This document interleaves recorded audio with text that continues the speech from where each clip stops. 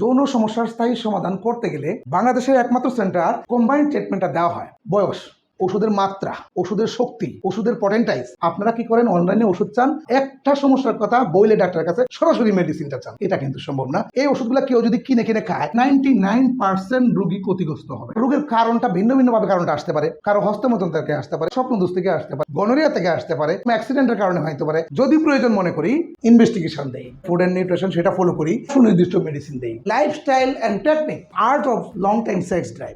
আমাদের কাছে অনেক সময় পেশেন্টরা একটা দাবি নিয়ে আসে, অনলাইনে আমাদের ভিডিওটা দেখার পরে বলে, স্যার ওষুধের নামগুলো দেন, এই সব সমস্যার সঙ্গে আমার সমস্যা মিলে গেছে। এখন আমরা যখন অনলাইনে কাউকে ওষুধটা দেব, তখন আমাদের চিন্তা করতে হয় বয়স, ওষুধের মাত্রা, ওষুধের শক্তি, ওষুধের পটেন্টাইজ। আর একটা হচ্ছে সমস্যা এক একজনের এক এক রকম, সিমটম এক একটা এক এক রকম। সেই দিক থেকে আর একটা রোগের কারণটা ভিন্ন ভিন্নভাবে কারণটা আসতে পারে।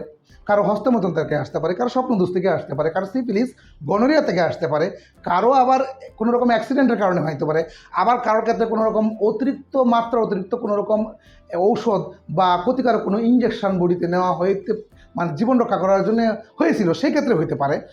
মানুষের মস্তিষ্কের সমস্যার কারণেও সমস্যাটা হতে পারে। আরেকটা হচ্ছে বিভিন্ন ধরনের রোগ আক্রান্ত, যেরকম ডায়াবেটিস এবং অর্গানিক ডিজঅর্ডার, বিভিন্ন ধরনের সমস্যার কারণে হতে পারে। যে কারণে রোগের কারণ ভিন্ন ভিন্ন থাকার কারণে আমরা কিন্তু রোগীদের স্বার্থেই আমরা রোগীদের ওষুধটা দেই না। যখন রোগী সরাসরি সাক্ষাৎ করে, তখন 5টা রোগী যখন আসে একই সমস্যা, প্রত্যেকজনের এই যে যৌন সমস্যার ইরেকশনাল ডিসফাংশন যতগুলো সমস্যাই আছে, সেই সমস্যাগুলা প্রত্যেকটা মানুষই নিয়ে আসে, কিন্তু প্রত্যেকটা রোগীর কারণ হচ্ছে ভিন্ন ভিন্ন।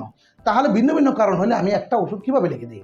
সেই কারণে আপনাদের স্বার্থে বা রোগীদের স্বার্থে আমরা ওষুধটা দিই না, রোগীদেরকে সরাসরি সাক্ষাৎ করতে বলি। তবে আরেকটা বিষয় হচ্ছে যে এটা না দেওয়ার আরেকটা বড় কারণ হচ্ছে, একটা রোগীর যদি আমি ওষুধগুলো এই সিমটম ভিত্তিক দিয়ে দেই, দু একটা লক্ষণ মিললো, আমি কতগুলো ওষুধ লিখে দিলাম।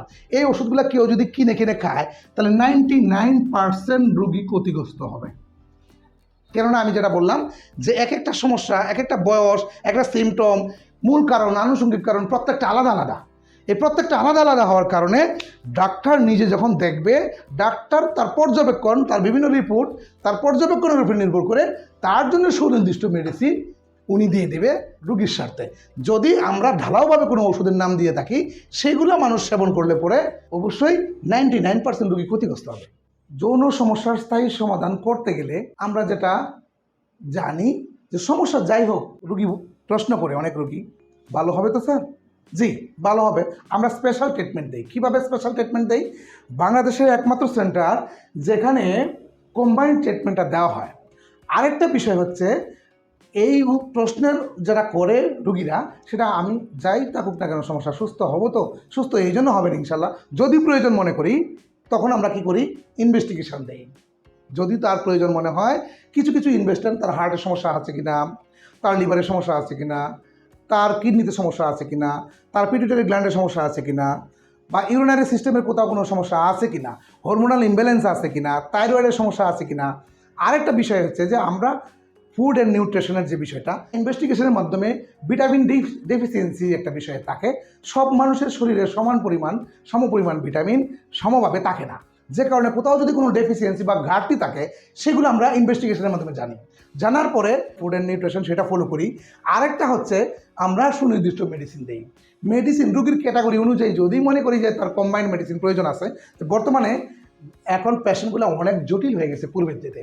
বিশেষ করে আমরা ফুড অ্যাডাল্ট্রেশনের যুগে আছি, সব কিছুই আমাদের মধ্যে ঝামেলা। যে কারণে কেউ যদি খাদ্যের ভেজালজনিত সমস্যায় কোনো রকম সমস্যার সৃষ্টি হয়, সেটাও ইনভেস্টিগেশনের মাধ্যমে আমরা আইডেন্টিফাই করে স্পেশাল মেডিসিন যখন যেটা প্রয়োজন পড়ে আমরা সেটা দেই। এরপরে একটা আছে লাইফস্টাইল অ্যান্ড টেকনিক। কিছু কিছু মানুষ আছে যে তারা জানে না কোন ধরনের লাইফস্টাইল ফলো করলে তাদের যৌন স্বাস্থ্যটা সম্পূর্ণভাবে নিরাপদ এবং সুস্থ থাকবে। আরেকটা মানুষ জানে না art of long time sex drive. সেটা কিছু বিশেষ কৌশল আছে।